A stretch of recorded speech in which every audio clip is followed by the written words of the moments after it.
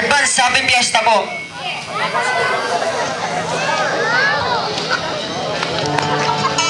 Yeah!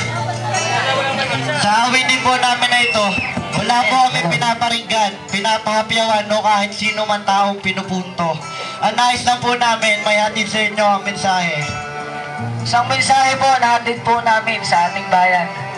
Pakinggan nyo to. Original compose po namin by Cuatros Batanggenyos.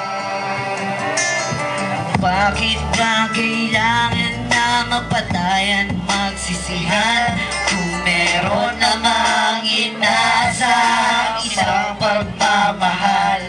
O bakit ba kailangan na mapatayan, magsisihan kung meron namang inaasahang isang pagmamahal?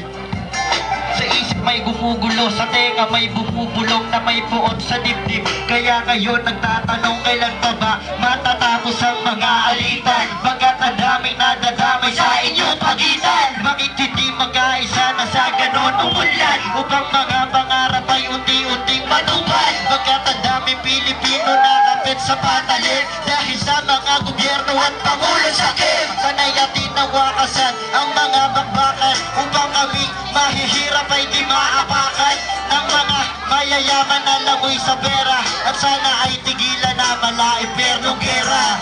Bakit ba kailangan na mapatayan, magsisihan kung meron namang nag-iisang pagmamahal? Bakit ba kailangan nagpatayan, magsisihan kung meron namang inaasang isang pagmamahal? At sa mura kong edad, ang dami na agad tanong, hindi ko masagutan, parang mahirap na bugtong. Ngunit meron na bumulong dito sa akin, isip upang aking malahad at magawa kong itong awit. Bakit maraming tao ang kailangan magpatayan kahit sariling kadugo? Yan ba ang kailangan para maluklok ka sa pangarap mo na trono?